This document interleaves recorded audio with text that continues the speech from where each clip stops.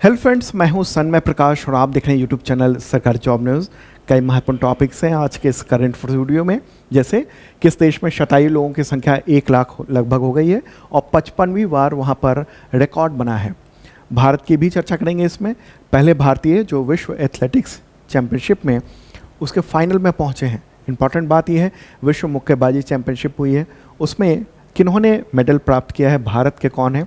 Emmy award से महत्वपूर्ण वो चर्चा करेंगे। कोसी मेची जो रिवर लिंकिंग प्रोजेक्ट है, इसके बारे में बहुत डिटेल में चर्चा करेंगे, महत्वपूर्ण है। इसके अलावा वर्ल्ड हेरिटेज की जो टेंटेटिव लिस्ट है उसमें कुछ और भी शामिल हो गए हैं जो कि प्राकृतिक स्थल हैं, खास बात यह है, तो उसके बारे में चर्चा करेंगे डिटेल में। ओके, और शुरू करते हैं दोस्तों। और ये वीडियो देखिए आप, 71वीं बीपीएससी का जो एग्जामिनेशन हुआ था प्रीलिम्स का यानी पीटी का, उसमें हमारे क्वेश्चन जबरदस्त ढंग से टकराए और उसको यहाँ फास्ट वीडियो में मैं दिखा रहा हूँ कि किस तरीके से हमने वो वीडियो में बताया भी है। क्वेश्चन है और साथ में बगल में आपको दिखेगा कि वीडियो भी दिखा रहे हैं, हम लोग चला रहे हैं और बता रहे हैं कि किस तरह से क्वेश्चंस जो है ना सेम टकराए हैं, वैसे ही टकराए हैं। और जो बताया हमने वो सब कुछ लगभग आया है। और सिर्फ करंट अफेयर्स ही नहीं बल्कि हिस्ट्री, ज्योग्राफी, पॉलिटिकल साइंस, ये सबसे क्वेश्चंस लगातार टकराए हैं। और हमारी पूरी टीम ने इसके बारे में बताया है, एक वीडियो के साथ क्लिपिंग दी है, सबूत। केवल हम लोग बोलते नहीं हैं बल्कि ये इस तरह से दिखाते भी हैं कि देखो किस तरह से क्वेश्चन आए हैं, टकराए हैं हमारे। तो गदगद हैं तमाम स्टूडेंट्स और उन सब के मैसेज आ रहे हैं। ओके, तो 71st बीपीएससी बहुत शानदार गया तमाम स्टूडेंट्स का, और रिजल्ट फिर आगे बताएगा कितने बच्चे जो हैं आगे निकले हैं इसमें, क्योंकि क्वेश्चन खूब टकराए, हम लोगों ने प्रैक्टिस भी खूब करा दी थी। ओके, तो ये सब कुछ जो है ना वो वीडियो जो है वो आप देख सकते हैं आप शार्प लर्निंग ऐप पर, इसके अलावा यूट्यूब चैनल सरकारी जॉब न्यूज़ पर ये रिव्यू वाला जो वीडियो है वो देखिएगा ज़रूर। और ये सब कुछ शार्प लर्निंग ऐप पर हम लोग के कोर्सेज चलते हैं। अभी यूपीएससी का बैच लॉन्च हो रहा है, 72वीं बीपीएससी का एक और नया बैच आने वाला है। इसके अलावा 71वीं बीपीएससी के लिए मेंस का भी बैच हम लोग लेकर आ रहे हैं, जो आंसर राइटिंग बैच होगा अलग अलग विषयों का। ठीक है, पूरा तैयारी पूरी कराई जाएगी, तो ज्वाइन कर सकते हैं आप शार्प लर्निंग ऐप पर। और करंट फोर्स की तैयारी करना चाहते हैं तो बहुत ही मामूली सी रकम में मेंबरशिप प्लान है और शानदार तैयारी हो जाएगी आपकी। ठीक है, 2 तरह के मेंबरशिप प्लान है। चलिए शुरू करते हैं और ख़ास क्वेश्चन लेते हैं। पहला इंपॉर्टेंट क्वेश्चन है, किस देश में 100 वर्ष से अधिक उम्र के लोगों की संख्या बढ़कर लगभग 1 लाख हो गई है और लगातार 55वें साल आबादी के अनुपात में शतायु लोगों का रिकॉर्ड बना है। इसमें देखिए कई तरह के क्वेश्चन हैं, आपको ना ध्यान से क्वेश्चन को पढ़ना पड़ेगा। एक तो यह है कि किस देश में मतलब 1 लाख एक तो हो गई है, और दूसरी बात लगातार 55वें साल जो है ना रिकॉर्ड बना है। किस चीज़ का रिकॉर्ड बना है? आबादी के अनुपात में शतायु लोगों का। ओके, वैसे अगर आप बात करेंगे कि किस देश में सबसे ज़्यादा शतायु लोग हैं यानी 100 या उससे अधिक उम्र के, तो वो भारत है। 2.5 लाख तो वोटर हैं 100 वर्ष से अधिक उम्र के। लेकिन किस देश ने अभी छुआ है? और दूसरी बात कि आबादी के अनुपात में 0.87% है ये, और ये है आंसर जापान। ओके, तो ये जापान है। और ये न्यूज़ भी देख रहे हैं आप एनडीटीवी में, इसके अलावा बीबीसी में भी आप देख रहे हैं आप। ओके, तो ये एक ख़ास चीज़ जापान में हुई है और बहुत ही महत्वपूर्ण है। एक बार मैप के ज़रिए चलते हैं। प्यारा भारत है अपना, और इधर प्रशांत महासागर क्षेत्र में ये वाला जो हिस्सा है वो द्वीपीय देश है, जापान है। ओके, तो यहाँ पर अगर हम देखेंगे टोटल जो संख्या हो गई है ना 100 वर्ष पूरे कर चुके लोगों की 99,763, 99,763, और जिसमें 88% जो है ना वो महिलाएं हैं। ओके, तो ये आंकड़ा पूरा याद रखने की ज़रूरत नहीं है, बस ये है कि लगभग 100, लेकिन ये याद रखना है 88% जो है ना वो महिलाएं हैं। ठीक है, 87,784 महिलाएं हैं और 11,979 जो है ना पुरुष हैं। ओके, लगातार 55वें साल आबादी के अनुपात में शतायु लोगों का रिकॉर्ड बना है, तो ये महत्वपूर्ण बात है। अब ये देखिए कि टोटल जो आबादी है ना वो 12.4 करोड़ है वहाँ की जापान की आबादी, और उसका 0.81%, हाँ मैंने पहले 7 बोल दिया था, ये 0.81% जो आबादी है वो है शतायु लोगों की। ओके, तो इतना परसेंट जो है ना वो और कहीं देखने को नहीं मिलता है। इस तरीके से। और लगातार 55वें साल जापान में ये रिकॉर्ड भी बना है। हालांकि अगर सिर्फ संख्या की बात कहेंगे तो संख्या में तो सबसे ज़्यादा भारत है। भारत में 2.5 लाख से ज़्यादा वोटर हैं जो शतायु हैं। ओके, जापान में जो सबसे अधिक उम्र के कौन हैं, तो वो देखिए ये महिला हैं, शिकोगो कागावा, 114 वर्ष उम्र है उनकी। और पुरुष हैं कियोताका मिजुनो, 111 वर्ष इनकी उम्र है। शतायु लोगों की संख्या वहाँ पर लगातार जो है ना वो बढ़ती जा रही है, बढ़ रही है। ओके, अब यहाँ पर सवाल ये होगा कि आखिर क्यों वहाँ पर इतनी बड़ी संख्या में जो है वो आबादी का अनुपात है, बुजुर्गों के इतने समय तक जीवित या जिंदा रहे कैसे रहे। अगर भारत का देखेंगे तो भारत में 2.5 लाख अपनी पूरी आबादी का अनुपात में बहुत कम है, बहुत कम है। लेकिन जापान में ये बहुत ज़्यादा हो जाता है। जापान में ना जीवन जीने की जो दर है वो 95.1 है, यानी यहाँ पर लोगों की औसत उम्र 95 वर्ष है। और वर्ल्ड पॉपुलेशन रिव्यू 2024 का जो डेटा था उसके अनुसार दुनिया के ऐसे देश जहाँ पर औसत उम्र सबसे ज़्यादा है उनमें चौथा स्थान है जापान का। ठीक है, अच्छा सवाल होगा कि क्यों जीते हैं वहाँ पर इतने उम्र तक लोग सबसे ज़्यादा। एक तो स्वस्थ भोजन लेते हैं, लाल मांस कम खाते हैं, मछलियाँ और सब्जियाँ अधिक खाते हैं। वहाँ मोटापा कम है, खासकर महिलाओं में। बीमारियों की भी दर कम है, हार्ट डिजीज़, इसके अलावा कैंसर, जो ब्रेस्ट कैंसर होगा, प्रोस्टेट कैंसर हो गया, इन सब की घटनाएं वहाँ कम होती हैं, इस तरह के मामले कम आते हैं। लोग कम नमक का सेवन करते हैं। ठीक है, इसके अलावा सक्रिय जीवन शैली है वहाँ पर। बुजुर्ग लोग वहाँ पर बहुत पैदल चलते हैं, सार्वजनिक परिवहन का इस्तेमाल करते हैं।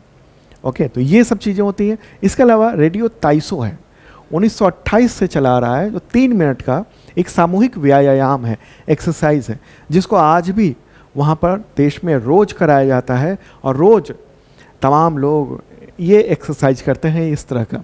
तो जब एक्सरसाइज करते हैं तो फिर उनकी बॉडी फिट रहती है और फिर लंबे समय तक वो जीते हैं। ओके, तो अगर यहाँ पर आप देखेंगे कुल जो आबादी, कुल जो संख्या है उसके आधार पर अगर देखेंगे तो देखिए सबसे ज़्यादा भारत में है। अगर टोटल आबादी के अनुसार हम देखेंगे, यहाँ हम अनुपात नहीं लगा रहे हैं आबादी का, तो मोर देन, ये इंडिया टुडे की न्यूज़ भी देख रहे हैं, मोर देन 2.5 लाख वोटर्स हैं इंडिया में जो कि 100 वर्ष से अधिक के हैं। तो सबसे ज़्यादा जो है ना वो ये भारत हो गया। उसके बाद फिर चीन है, करीब 1.5 लाख लोग शतायु हैं वहाँ पर। फिर जापान है, फिर अमेरिका, फिर इटली और फिर फ्रांस का हम लोग ये देख रहे हैं। ओके, तो ये जो डेटा है ये महत्वपूर्ण डेटा आपने देखा। चलिए अब आगे बढ़ते हैं और अगला क्वेश्चन लेते हैं। क्वेश्चन होगा, विश्व एथलेटिक्स चैंपियनशिप की ऊंची कूद के फाइनल में पहुंचने वाले पहले भारतीय कौन बने? नाम क्या है? सर्वेश कुमारे। ठीक है, नाम याद रखना है। क्या नाम है? सर्वेश कुमारे। ये है, ये रहा फोटोग्राफ इनका, सर्वेश कुमारे। वर्ल्ड एथलेटिक्स चैंपियनशिप 2025 ये कहाँ पर हो रहा है? टोक्यो में आयोजित हो रहा है, जापान में।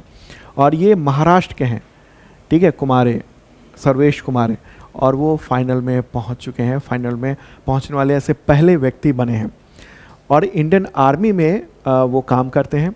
उससे पहले से ही उनका आर्मी में जाने से पहले से ही उनकी बड़ी दिली इच्छा थी कि वो ऊंची कूद में रहें। और जो खबरें हैं उसके मुताबिक वो मतलब अपने गांव में जो भूसा होता है ना, भूसे का ढेर रख कर और फिर ऊंची कूद की प्रैक्टिस करते हैं। बाद में फिर इंडियन आर्मी में वो शामिल हुए 2016 में। फिर उनको करियर जो है ना वो बेहतर बना, प्रशिक्षण मिला, वित्तीय सुरक्षा मिली और फिर उन्होंने जो है ना शानदार अभी काम किया है, वो इस मुकाम तक पहुँचे हैं।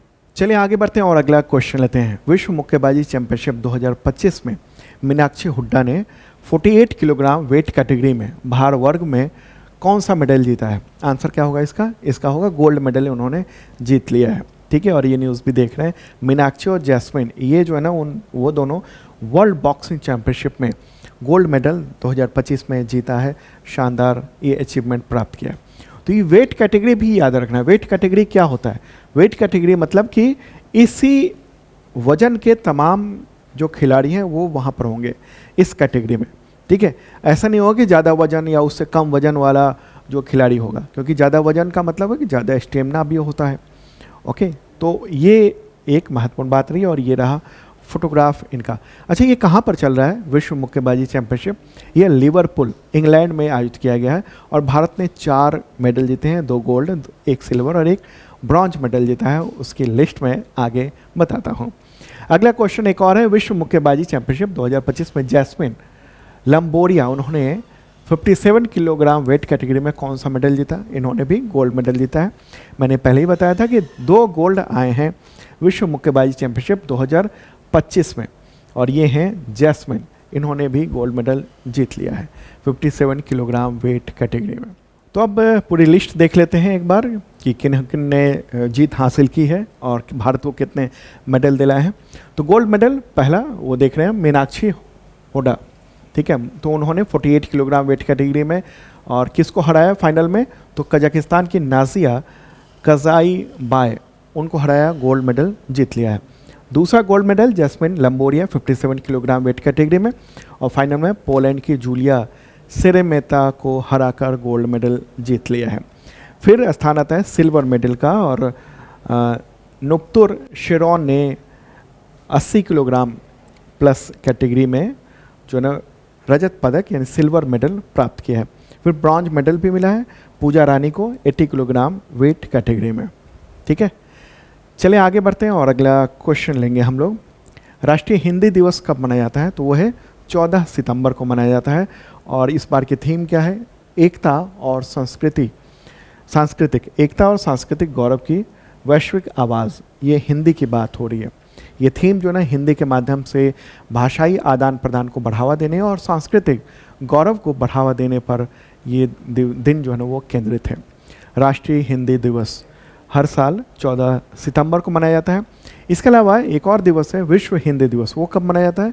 विश्व हिंदी दिवस 10 जनवरी को मनाया जाता है, और राष्ट्रीय हिंदी दिवस ये 14 सितंबर को मनाया जाता है।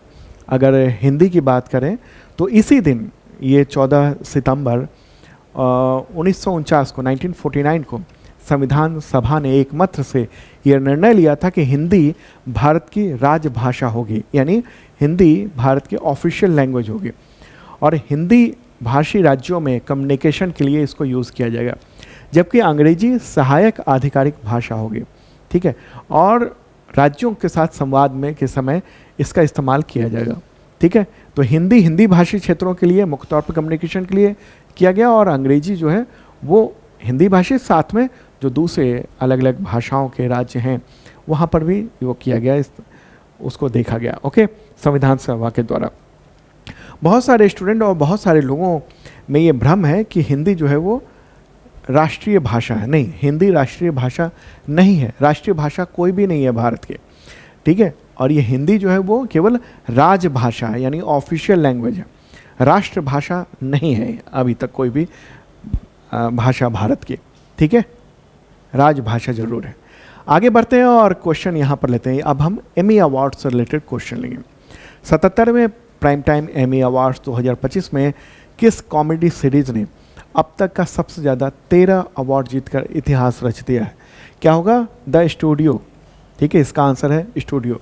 और द हिंदू के न्यूज़ में ये भी आप देख रहे हैं कि द स्टूडियो ने शानदार काम किया है, और ने भी किया है। ठीक है, तो ये जो अवार्ड समारोह है ये 14 सितंबर को हुआ अमेरिका के लॉस एंजलिस के पीकॉक थिएटर में। ओके, पीकॉक थिएटर में, और ये कॉमेडी सीरीज़ है द स्टूडियो। उसने 13 अवार्ड जीते हैं, जो किसी भी कॉमेडी सीरीज के लिए अब तक का ये रिकॉर्ड है। इस फिल्म में जो फिल्म इंडस्ट्री है उसकी जो अलग दुनिया है ना, उसको मज़ेदार तरीके से दिखाया गया। कई सितारों की झलक उसमें मिलती है। अब सवाल होगा कि ये तो एमी अवार्ड ये है क्या? आखिर क्या है ये एमी अवार्ड्स? ये टेलीविज़न और उभरते मीडिया के लिए दिया जाने वाला सबसे पॉपुलर अवार्ड है। ऑस्कर, इसके अलावा गोल्डन ग्लोब अवार्ड है ना, उसके विपरीत ये फिल्मों को नहीं दिया जाता है, बल्कि ये सीरीज़ को, ये टेलीविज़न से संबंधित और उभरते हुए मीडिया है ना, उससे रिलेटेड चीज़ों को ये दिया जाता है, फिल्मों को नहीं दिया जाता है। ओके, कब शुरू हुआ था ये अवार्ड? 1948 में शुरू हुआ था। पहली बार 1949 में जो है ये अवार्ड दिया गया था, समारोह किया गया था। परिकल्पना हुई थी 1948 में। और एमी अवार्ड जो है ना वो कई तरीके के होते हैं। देखिए, एक तो टेलीविज़न अकादमी जो प्राइम टाइम एमी अवार्ड्स है, जिसके बारे में मैंने जिक्र किया था अभी क्वेश्चन में। फिर वो क्या होता है, वो केवल अमेरिका में जो निर्मित है और प्राइम टाइम में प्रसारित है, उन्हीं टेलीविज़न शो को ये अवार्ड दिया जाता है। ओके, और ये है। इसके अलावा और भी होता है जो कि स्पोर्ट्स, खेल, इन सब के लिए दिया जाता है ये सब चीज़ें। खैर, चलिए अब आगे बढ़ते हैं और अगला क्वेश्चन लेते हैं जो महत्वपूर्ण है आपके एग्जामिनेशंस के लिए। क्वेश्चन यहाँ पर होगा 77वें प्राइम टाइम एमी अवार्ड्स 2025 में कॉमेडी सीरीज़ में बेस्ट लीड एक्टर का अवार्ड किसने जीता है? क्या नाम है उनका? सेथ रोगन है नाम उनका, सेथ रोगन। और किसके लिए मिला है? कॉमेडी सीरीज़ द स्टूडियो के लिए उनको दिया गया है। ठीक है, तो ये है। अगला क्वेश्चन लेते हैं। 77वें प्राइम टाइम एमी अवार्ड्स 2025 में कॉमेडी सीरीज़ के लिए बेस्ट लीड एक्ट्रेस का अवार्ड किसने जीता है? वो जीन स्मार्ट ने जीता है। और ये रहा फोटोग्राफ, किसके लिए? कॉमेडी सीरीज़ है हैक्स, उसके लिए इन्होंने ये जीत हासिल की है। और अब हम लोग क्या करेंगे, लिस्ट देख लेते हैं, जो एमी अवार्ड्स की लिस्ट है वो देख लीजिए आप। ठीक है, तो अगर अलग अलग कैटेगरी है उन सब में दिया जाता है। उन सब कैटेगरी के बारे में बताऊंगा। जैसे ड्रामा सीरीज है, ड्रामा सीरीज में लीड एक्टर का अवार्ड नोआ वाइल को मिला है द पीट के लिए। राइटिंग के लिए ड्रामा सीरीज के लिए ये डैन गिल रॉय को मिला है। लीड एक्ट्रेस ड्रामा सीरीज के लिए इनको मिला है ब्रिट लोवर। ठीक है, क्वेश्चन मैंने क्या दिया था इससे पहले वाला, कंफ्यूज मत होना आप। इससे पहले जो क्वेश्चन था ना वो क्या था, वो कॉमेडी सीरीज़ की बात थी। और यहाँ हमने जो लिस्ट दिया उसको सबसे पहले ड्रामा सीरीज़ का, तो ये लिस्ट है। इसके अलावा फिर कॉमेडी सीरीज़ की बात करेंगे। कॉमेडी सीरीज़ में बेस्ट वो द स्टूडियो है। फिर सेथ रोगन को मिला डायरेक्टिंग का बेस्ट, सेथ रोगन को लीड एक्टर का भी अवार्ड मिला, जीन स्मार्ट को लीड एक्ट्रेस का अवार्ड मिला। लिमिटेड और एंथोलॉजी सीरीज़ है, तो एक सीरीज़ है एडोलेंसेस, काफ़ी पॉपुलर रहा है। और उसके जो एक्टर है ना, सबसे कम उम्र में उनको अवार्ड मिला ओवन कूपर, 15 साल के हैं, उनको भी अवार्ड मिला है, सपोर्टिंग एक्टर के तौर पे अवार्ड मिला है। तो ये जो है ना वो जो किशोर बच्चे हैं उन पर ये आधारित है कि वो किस तरह से क्राइम करते हैं, और सेक्सुअल जो क्राइम है और इस तरह की चीज़ें हैं उसका जो नज़रिया होता है एक किशोर अवस्था की स्थिति में, ये उस पर है। और नेटफ्लिक्स पे है ये सीरीज़, काफ़ी पॉपुलर रहा है, काफ़ी चर्चा रही है अखबारों में। द हिंदू ने काफ़ी इस पर लिखा था, आर्टिकल्स भी लिखे गए थे इस पर, और भारत में काफ़ी वो चर्चित रहा है, तमाम लोग देखें। तो ये एडोलेंसेस, ये भी याद रखना है आपको। ओके, अन अवार्ड में ये है राइटिंग वैरायटी, ये इंपॉर्टेंट नहीं है, लेकिन इससे पहले वाले वो इंपॉर्टेंट थे। चलिए आगे बढ़ते हैं और अगला क्वेश्चन लेते हैं। भारत में इंजीनियर्स डे कब मनाया जाता है? अभियंता दिवस आंसर होगा 15 सितंबर को मनाया जाता है।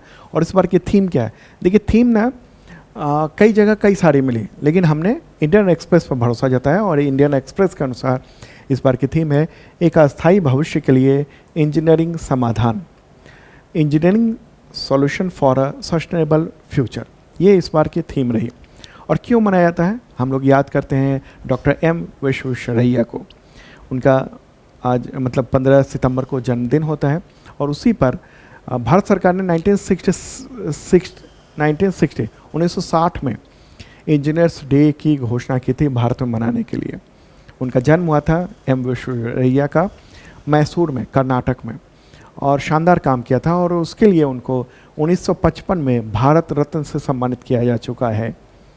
ठीक है, कर्नाटक का जो मांड्या जिले में जो बना हुआ है कृष्णराज सागर बांध, KRS डैम, उस निर्माण का मुख्य जो स्तंभ है उन्हीं को माना जाता है। हैदराबाद शहर को बाढ़ से बचाने का जो सिस्टम उन्होंने दिया वो काफ़ी महत्वपूर्ण है। मैसूर को एक विकसित और समृद्धशाली क्षेत्र बनाने में एक महत्वपूर्ण भूमिका उनकी रही है। मतलब बहुत सारे उन्होंने काम किए इंजीनियरिंग के क्षेत्र में, और इसीलिए ये दिवस जो है मनाया जाता है उनकी याद में। उनका जो जन्म हुआ निधन हुआ था 14 अप्रैल 1962 को। आगे बढ़ते हैं और अगला महत्वपूर्ण क्वेश्चन। प्रधानमंत्री नरेंद्र मोदी ने बिहार में कोसी मेची अंतर्राज्यीय नदी संपर्क परियोजना के पहले चरण की आधारशिला रखी है, तो इससे किन जिलों को लाभ होगा? ठीक यही सवाल पूछा गया बीपीएससी के एग्जामिनेशन में। इसका आंसर क्या होगा? इसका आंसर होगा सुपौल, अररिया, पूर्णिया, किशनगंज और कटिहार। ओके, तो प्राइम मिनिस्टर नरेंद्र मोदी ने अंतर्राज्यीय जो कोसी मेची नदी संपर्क परियोजना है उसका शिलान्यास किया है। बहुत ही महत्वाकांक्षी नदी जोड़ो ये जो प्रोजेक्ट है देश भर में चलने वाले, उनमें से ये एक महत्वपूर्ण है। और ये एक बार मैप के ज़रिए इन चीज़ को देखते हैं। प्यारा भारत है और ये बिहार है। ओके, प्यारा बिहार। और इसमें आप देखेंगे कि यहाँ पर ये गंगा नदी रिवर आ रही है और इस तरीके से आगे बढ़ रही है। हाँ, और इसी में आपने देखा कि क्या लिखा हुआ है इसमें, मतलब हमने जो बताया कोसी मेची, तो ये गंगा रिवर है इस तरीके से, और कोसी जो है ना वो इस तरीके से यहाँ से आती है। और कोसी को क्या कहा जाता है? बिहार का शोक कहा जाता है। और वो तबाही मचाते हुए आती है इस पूरे क्षेत्र में। और मेची जो नदी है वो इस तरफ नदी है, यहाँ पर ये कोसी मेची जो जल परियोजना है उसमें इसको यहाँ से कनेक्ट करने की कोशिश की जा रही है। ठीक है, कनेक्ट कर दिया जाएगा तो कनेक्ट करने से क्या होगा, इस पूरे इलाके में सिंचाई की व्यवस्था हो जाएगी। और प्लस जो मानसून के समय जो भयानक स्थिति होती है यहाँ, तो उससे थोड़ी सी बहुत कुछ % का राहत यहाँ मिल सकता है, क्योंकि आपने पानी को डाइवर्ट कर दिया दूसरी नदी में, मेची नदी में, और फिर यहाँ पर सिंचाई की जो योजना है वो बेहतर ढंग से वो हो पाएंगे। ओके, तो मेन क्या है वजह? तो एक तो जल संसाधन का प्रबंधन करना, बाढ़ नियंत्रण करना और सिंचाई को मजबूत करने का उद्देश्य है ये सब। तो पहले चरण का जो शिलान्यास है वो प्राइम मिनिस्टर नरेंद्र मोदी ने किया है 15 सितंबर को। केंद्र सरकार ने इसको अंतर्राज्यीय कहा है, लेकिन अगर आप आधिकारिक दस्तावेज में देखेंगे तो बिहार के अंदर होने वाला ये इंट्रा स्टेट है, मतलब बिहार में ही हो रहा है ना। ये गंगा नदी इधर से निकल रही है और इधर से ये कोसी आ रही है और इधर से ये मेची नदी आ रही है, उसको इस तरह से कनेक्ट किया जा रहा है और यहाँ पर किया है। तो ठीक है, और इसकी भौगोलिक स्थिति अगर देखेंगे तो ये मैंने बताया कोसी इधर है और ये मेची यहाँ पर है, उन दोनों को कनेक्ट किया जा रहा है। कोसी नदी जो है ना वो नेपाल से आकर भारत में बहती है, बिहार में आती है, और ये सुंदर कोसी, अरुण कोसी, तुमुर कोसी, इन सब का से संगम बनते हुए आती है और हनुमान नगर बैराज के पास ये प्रवेश करती है इस तरफ, और फिर कटिहार जिले में गंगा नदी से मिलती हैं। और इसकी सहायक जो नदियां हैं वो त्रिगुजा, भुताही, बलान, कमला बलान, बागमती, ये सब है। जबकि ये जो मेची नदी है ये यहाँ से इधर आ रही है, वो क्या है, वो नेपाल में महाभारत पर्वत श्रृंखला से निकलती है और फिर बिहार के किशनगंज में महानदी में ये मिल जाती है। कहाँ पर? महानदी में मिल जाती है। और ये एक 12मासी नदी है, मतलब सालों भर होने वाली नदी है, और ये यहाँ क्या है, ये महानदी में ये मिल जाती है। ओके, तो परियोजना का उद्देश्य क्या है? परियोजना का उद्देश्य यही है कि कोसी नदी का जो अतिरिक्त जल है, पानी है, उसको मेची नदी से, महानंदा नदी से, किस जो सहायक नदी है उससे जोड़कर बिहार के जो सूखाग्रस्त जो क्षेत्र हैं सिंचाई के लिए, उनको वहाँ पर बेहतर ढंग से सिंचाई का काम करना। ठीक है, कोसी को बिहार का शोक कहा जाता है क्योंकि ये बार बार बाढ़ लाती है और बहुत बड़े इलाके में जो हम पानी फैला देती है और उससे बहुत नुकसान होता है। और मेची जो रिवर है उसमें पानी की कमी रहती है। अगर राष्ट्रीय संदर्भ में इस चीज़ को देखेंगे तो ये नेशनल प्रोस्पेक्टिव प्लान यानी NPP यानी राष्ट्रीय परिप्रेक्ष्य योजना, उसका एक हिमालयी घटक का हिस्सा है, जिसे राष्ट्रीय जल विकास एजेंसी यानी NWDA उसके द्वारा इसको प्रबंधित किया जाता है, इसको द्वारा चलाया जाता है। और ये ILR परियोजना का हिस्सा है, इंटरलिंकिंग ऑफ रिवर, जो देश भर में है। तो 2005 में शुरू हुई थी परियोजना ILR यानी इंटरलिंकिंग ऑफ रिवर्स जो प्रोजेक्ट है, और देश भर में टोटल 30 जो है ना वो रिवर लिंकिंग प्रस्तावित है, जिनमें से कोसी मेची जो ना वो एक है। इससे पहले हम लोगों ने देखा था जो रिवर लिंकिंग की बात हुई थी वो कौन सी हुई थी, वो केन बेतवा वाली थी। ठीक है, केन बेतवा मुख्य तौर पर उसको हम मध्य प्रदेश का कहेंगे।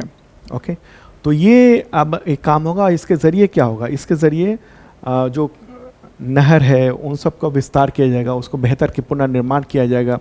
करीब टोटल 117.5 किलोमीटर तक का नहर विस्तार योजना है और उसके जरिए ये काम किया जाएगा।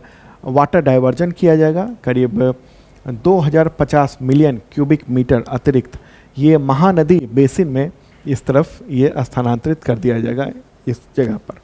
ओके, तो ये जो है ये महत्वपूर्ण है। इससे लाभ क्या होगा? इससे लाभ होने वाला है किसको? सुपौल, अररिया, पूर्णिया, किशनगंज और कटिहार जिले को लाभ होने वाला है।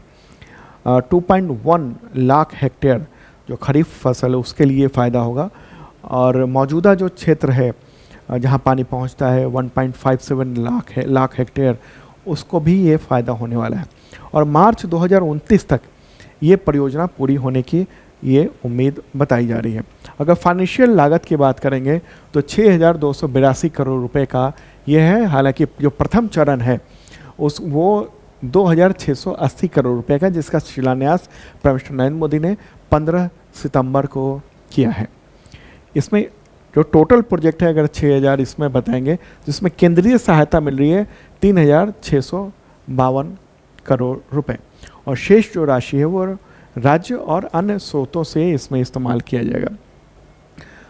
ठीक है, तो 28 मार्च को फाइनली इस प्रोजेक्ट को अनुमति मिल गई थी केंद्रीय मंत्रिमंडल से और अभी हम देख रहे हैं सितंबर में इसको आगे बढ़ाया गया है, शिलान्यास किया गया है।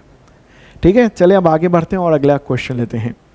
किस नदी में 25,000 करोड़ की लागत से 24,000 मेगावाट के थर्मल पावर प्रोजेक्ट का शिलान्यास प्राइम मिनिस्टर नरेंद्र मोदी ने किया, जिसे बिहार में निजी क्षेत्र का सबसे बड़ा निवेश बताया जा रहा है? आंसर होगा भागलपुर। भागलपुर में पिरपैती क्षेत्र है, वहाँ पर ये प्रोजेक्ट जो है ना वो स्थापित किया जा रहा है और शिलान्यास 15 सितंबर को प्राइम मिनिस्टर नरेंद्र मोदी ने ये किया है और वो वर्चुअल ढंग से किया है। ठीक है, तो ये इम्पॉर्टेंट बात ये रही।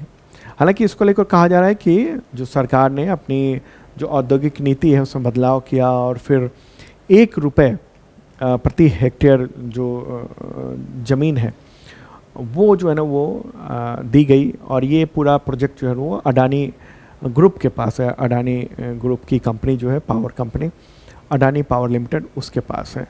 ठीक है, तो ये भी एक इम्पॉर्टेंट बात हुई। चलिए अब आगे बढ़ते हैं और अगला जो क्वेश्चन नहीं है और ये है क्या, ये पूर्णिया में प्राइम मिनिस्टर नरेंद्र मोदी ने नव विकसित यानी अभी हाल में बना हुआ अंतरिम टर्मिनल भवन, तो उसका उद्घाटन किया उन्होंने। ठीक है, पूर्णिया वहाँ पर ये किया गया है। मुख्य रूप से ये पहले सैन्य हवाई अड्डे के रूप में उपयोग होता था, तो अब यात्री भी उसमें संचालन कर सकेंगे। तो ये उद्घाटन किया गया है और अभी हालांकि वहाँ से कोई बड़ी उड़ान नहीं है, कनेक्टिंग फ़्लाइट है। जैसे दिल्ली आना हो तो करीब 16 घंटे के आसपास लग जाएगा, कनेक्टिंग फ़्लाइट है। तो ये कहा गया है कि कनेक्टिंग फ़्लाइट नहीं बल्कि आगे आने वाले वक्त में सीधी उड़ान जो है ना वो यहाँ पर विकसित की जाएगी। ठीक है, और ये उड़ान योजना के तहत विकसित बिहार की ये तीसरी प्रमुख विमानन प्रोजेक्ट ये है इस बार की। ठीक है, आगे बढ़ते हैं और ये भी काफ़ी इम्पॉर्टेंट है। यूनेस्को ने विश्व धरोहर की टेंटेटिव लिस्ट यानी अस्थायी सूची में जो है ना वो कितनी प्राकृतिक धरोहरों को शामिल किया है सितंबर 2025 में? आंसर क्या होगा? 7। टोटल 7 को शामिल किया गया है। और कौन कौन है ये? तो देख लीजिए, डेक्कन ट्रैप्स है। ठीक है, ये महाराष्ट्र में है, पचगनी महाबलेश्वर में है। इन सब के बारे में हम कल जो है ना वो कंटेंट में बताएंगे, करंट अफेयर्स में बताएंगे। डेक्कन ट्रैप्स जो है ना वो कई मिलियन साल पहले आपको बताऊं कि महाराष्ट्र और कई सारे इलाकों में जो है ना वो महाराष्ट्र, गुजरात, इन सब में वहाँ करीब 6,000 मिलियन साल पहले ज्वालामुखी हुआ करते थे और विशाल ज्वालामुखी हुआ करते थे। इसलिए ना हम लोग जो भारत का है, भारत का जो नक्शा आप इस तरह से देखते हैं, ठीक है, तो यहाँ इधर वाला इलाका जो है ना वो ऊंचाई पर है और इधर ढलान है, क्योंकि ये इस इलाके में बड़े पैमाने पर ज्वालामुखी हुआ करते थे और वो जो लावा निकला वो पतले लावे थे और उसकी वजह से वो फैले, और वही वजह है कि वहाँ पर काली मिट्टी है अभी देखने को मिलती है। और तो इसके बारे में कल हम और चर्चा करेंगे। ये नाम आप याद रखिए, डेक्कन ट्रैप्स है। दूसरा है सेंट मेरी आइलैंड क्लस्टर भूवैज्ञानिक धरोहर, ये उडुपी कर्नाटका में है। तीसरा है मेघालयन एज गुफाएं हैं, ईस्ट खासी हिल्स, ये मेघालय में है। चौथा है नागा हिल्स ओफियोलाइट, ये नागालैंड में है, किफायरे क्षेत्र में है। एर्रा मिट्टी डब्बालू, ये विशाखापत्तनम, ये आंध्र प्रदेश में है। इसका छठा है तिरुमाला हिल्स, उसका प्राकृतिक धरोहर, यह आंध्र प्रदेश में तिरुपति में। इसके अलावा है सातवां जो है वर्कला का प्राकृतिक धरोहर, ये केरला में है। ठीक है, तो ये सब जो है ना वो हो गए आपके टेंटेटिव लिस्ट में, ये सब नाम ये हो गए। ओके, तो ये सब आपको याद रखना है एग्जामिनेशन के पॉइंट ऑफ व्यू से। जब इतनी बात हम लोग कर रहे हैं तो क्यों ना हम ये चर्चा कर लें, ये टेंटेटिव लिस्ट जो है वो टोटल कितनी हो गई है। टोटल जो हो गई है 69 हो गई है। ठीक है, कितनी हो गई है 69 टोटल संख्या हो गई है टेंटेटिव लिस्ट की। अब ये टेंटेटिव लिस्ट होता क्या है, ये वो स्थल हैं जिन्हें यूनेस्को जो ना आधिकारिक रूप से वर्ल्ड हेरिटेज यानी विश्व धरोहर के रूप में मान्यता देने से पहले की प्रक्रिया होती है। ठीक है, टेंटेटिव लिस्ट। ओके, मतलब कि अगर फाइनल लिस्ट में जाना है तो उससे पहले टेंटेटिव लिस्ट में होना होता है, उसी के बाद फिर फाइनल लिस्ट में जा सकते हैं, लिस्ट में शामिल हो सकते हैं। ओके, तो अब टोटल जो संख्या हो गई है 69 हो गई है टेंटेटिव लिस्ट यानी अस्थायी लिस्ट जो है ना उन सब की, और पूरी लिस्ट मैंने यहाँ पर दे दी है। ठीक है, तो ये जो 7 हैं यहाँ से यहाँ, ये लेटेस्ट हैं, नए वाले हैं जो 7 ये हो गए हैं। अगर आप देखेंगे अस्थाई लिस्ट कितने हैं तो वो हैं 44 टोटल अस्थाई लिस्ट हैं। उसमें ये संख्या है कौन कौन सी, ये पूरी की पूरी लिस्ट मैंने यहाँ पर दे दिया है 44। और अभी लास्ट में जो लेटेस्ट है जो विश्व धरोहर के लिस्ट में शामिल किया गया था वो है मराठा सैन्य परिदृश्य।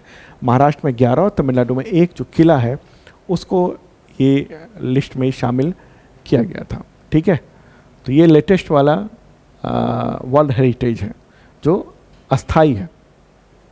ठीक है, अब आखिरी क्वेश्चन लेते हैं। अंतर्राष्ट्रीय लोकतंत्र दिवस कब मनाया जाता है, तो वह है 15 सितंबर को मनाया जाता है अंतर्राष्ट्रीय तौर पर। उद्देश्य ये कि पूरी दुनिया में लोकतंत्र को बढ़ावा मिले, और संयुक्त राष्ट्र ने इसको 2007 में घोषित किया था।